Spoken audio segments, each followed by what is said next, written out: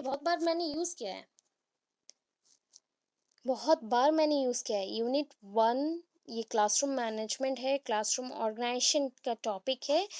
First मैंने बोला कि 1.1, 1.2 एंड 1.4 को एक साथ मिला के पढ़ो, आपके लिए बहुत ही बेनिफिशियल होगा बिकॉज़ इसका जो डेफिनेशन मीनिंग है, वो सब में यूज़ होंगे।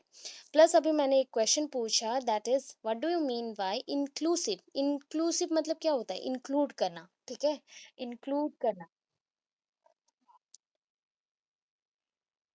Acha.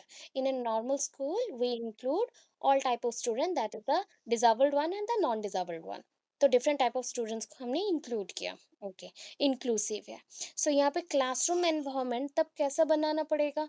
ऐसा एनवायरनमेंट हम क्रिएट करेंगे जो कि सारे बच्चों के लिए बेनिफिशियल हो, सारे बच्चों के लिए बेनिफिशियल होना चाहिए। अभी एक पॉइंट आता है कि हमें लर्नर फ्रेंडली, देखो, टीचर्स फ्रेंडली क्लासरूम नहीं होता है, टीचर्स फ्रेंडली क्लासरूम नहीं होता है, ओनली लर्नर फ्रेंडली होता है। Even if your teaching methods also it is based on the students. ये स्टूडेंट सेंटर्ड है। जो भी आपके सिस्टम्स होते हैं, classroom organisation, classroom sitting arrangement, सब कुछ स्टूडेंट्स के बेनिफिट्स के लिए होते हैं। मतलब आप बोल सकते हो स्टूडेंट सेंटर्ड है, लर्नर सेंटर्ड है। तो ये तीन क्वेश्चन इसलिए एक जैसे हैं। 1.1, 1.2, 1.4. Okay. 1.3 is totally different question. Technology integration मतलब आईसीटी आपने पढ़ा हुआ था। आईसीटी का यूज जब किया था वहाँ पे याद करो, मल्टीमीडिया पढ़ा है, e classroom that is a virtual classroom पढ़ा है, इलेक्ट्रॉनिक मीडिया का यूज करके, डिस्प्ले बोर्ड जो भी आपके स्मार्ट बोर्ड्स हैं, एंड वाइट बोर्ड तो नॉर्मल है। वाइट बोर्ड, चॉक बोर्ड जानते हो जिसमें चॉक में लिखते हैं, वाइट बोर्ड में मार्कर के थ्रू लिखते हैं। स्मार्ट बोर्ड्स भी प्रेजेंट है। Display board and smart board में डिफरेंस यही है, डिस्प्ले बोर्ड में कुछ कुछ हम चिपका सकते हैं या कुछ पिक्चर्स रहते हैं जो फिक्स्ड वन होते हैं, उसको हम डिस्प्ले करते हैं। बट स्मार्ट बोर्ड में हम मूविंग मटेरियल्स को डाल सकते हैं, just like moving PPT, PDF presentations और graph chart, pie chart, flow chart, ये सब डाल सकते हैं। Then O H P and LCD क्या है? एलसीडी का full form, D for display, L for liquid, liquid liquid crystal display. Okay, O H P, O H P, P for projector, right? Overhead projector, overhead projector, ठीक है? OHP, overhead projector. तो ये सारे ना short topics हैं, this are the short topics, छोटे छोटे से टॉपिक्स हैं, सबको आपको एक एक पेज करके लिखना चाहिए। अगर लॉन्ग में भी आया तो आएगा, वहां पे मेंशन रहेगा कि OHP, LCD, smart board, chalk board, white board, कुछ 4 या 5 का नाम मेंशन होगा, उसके बेसिस पे लिखना पड़ेगा। सो ये 4 क्वेश्चंस यहाँ पे हमें पढ़ना है। बोलो लास्ट वाला क्वेश्चन क्या है? Management and maintenance of the physical and material resources to optimise access to learning, sharing of resources school complex. ये जो क्वेश्चन है ना, ये क्या होता है? मैनेजमेंट एंड मेंटेनेंस में तो आप यहाँ पे सिटिंग अरेंजमेंट भी लिखना है, क्लासरूम एनवायरनमेंट के भी बारे में थोड़ा सा लिखना है, बट इसके साथ हमें रिसोर्सेस मटेरियल्स के बारे में भी लिखना है। तो थोड़ा सा ऊपर के जो भी क्वेश्चन है उसको मिला जुला के यहाँ पे लिखना है, और एक्स्ट्रा कुछ आएगा कम्प्लेक्स मैनेजमेंट के अकॉर्डिंग। अभी देखो classroom management that is your unit 2, and classroom management first question is classroom management concept need approach, ये क्वेश्चन आएगा, इंपॉर्टेंट है। अभी देखो जो डिफरेंट टाइप ऑफ स्टूडेंट्स होते हैं, आपके क्लास में डिफरेंट टाइप ऑफ स्टूडेंट्स होते हैं, 3 टाइप के स्टूडेंट्स हैं, एक होंगे लीडर्स, एक होंगे फॉलोअर्स, एक होंगे पैसिव। जो एक्टिव नहीं रहते दैट मीन्स वो पैसिव है, जो आपके साथ इंटरेक्ट नहीं करते दे आर पैसिव। फॉलोअर्स क्या होते हैं? आप जो इंस्ट्रक्शंस दोगे वो सिंपली वो फॉलो करेंगे तो they are follower. And leaders कौन होते हैं? हु थिंक्स बिगर, जो अच्छा सोचते हैं, बड़ा सोचते हैं, सबके लिए सोचते हैं, वो लीडर हैं कि आगे चलेंगे भाई, सबसे आगे चलेंगे। सो ये टाइप के स्टूडेंट्स हैं। ये भी शॉर्ट है, लॉन्ग नहीं है, शॉर्ट है, लॉन्ग नहीं है। 2.3 को हमेशा क्या किया जाता है ना, 2.3 को हमेशा शॉर्ट में ही बोला जाता है। यहाँ पे लॉन्ग क्वेश्चंस के अकॉर्डिंग मैंने पहले मेंशन किया है, 2.3 भी पढ़ेंगे। यहाँ पे क्या है ना, जो रूल्स रेगुलेशंस हैं, रूटीन्स हैं स्कूल्स के, उसके ऊपर मेंशन करना है। देन आपके जो कॉर्पोरल पनिशमेंट होते हैं कि किसी को हमने स्लैप कर दिया, या स्लैप करने से क्या होगा, कोई बच्चा अगर प्रॉब्लम क्रिएट कर रहा है तो उसका सोल्यूशन आप अगर नहीं दे पा रहे हो, तो आप अगर पनिशमेंट दे रहे हो तो कौन से पनिशमेंट को दोगे। आप डिसिप्लिनरी प्रैक्टिसेस कैसे करोगे कि हर एक सब्जेक्ट का एक वैल्यू होता है, डिफरेंट वैल्यूज को लेके हमें चलना है, उसको कैसे मेंटेन रखना है, जो भी प्रॉब्लम्स हैं, मिस्टेक्स हैं, उसको कैसे सॉल्व करेंगे। 2.4 में क्या है, violations, sorry, violation of rights of children. अभी देखो बच्चों के राइट्स के बारे में पहले तो लिखेंगे, पूरा लिखना पड़ेगा उसके बाद वायलेशन, उसके ऊपर कोई भी अगर इंटरफेयर करता है या फिर वायलेशन दिखाता है तो उसके ऊपर लीगल रिजल्ट्स क्या आएंगे, कॉन्सिक्वेंसेस, उसके रिजल्ट्स क्या आएंगे।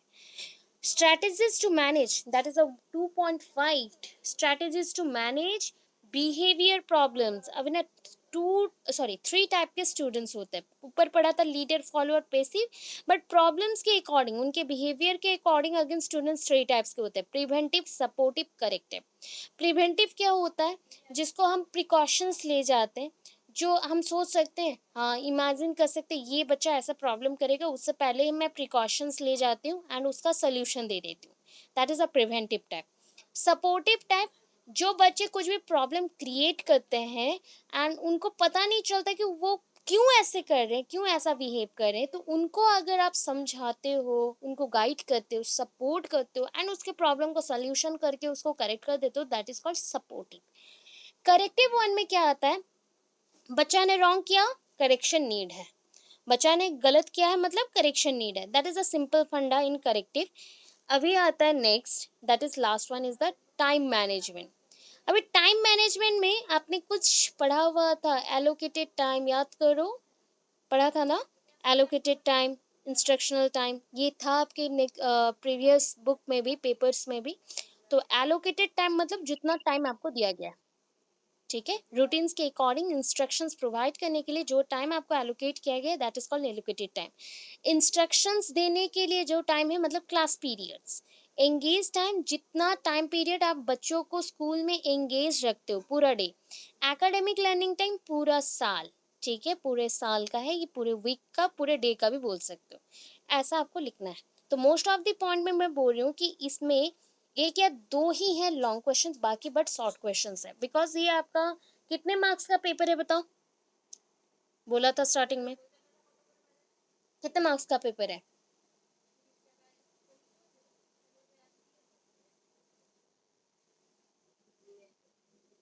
बस, सो उसमें आपको कितने लॉन्ग क्वेश्चन से लिखने हैं, है ना, ज़्यादा तो लिखना नहीं है आपको, बहुत ही कम लिखना पड़ेगा। सो उस अकॉर्डिंग आपके शॉर्ट क्वेश्चंस में ही ज़्यादा से ज़्यादा मार्क्स है, ठीक है। Role of teacher in school functions, अभी देखो फिर से आ गया आपका सेम पॉइंट, मैंने बोला था ना, एक एजुकेशन, एक टीचर का रोल हर एक किताब में होता है, हर एक किताब में होता है, आपको सेम पॉइंट से लिखने को पड़ते हैं। देखो, teacher as a facilitator of learning, same points फिर से लिखने हैं, पोई नोट्स।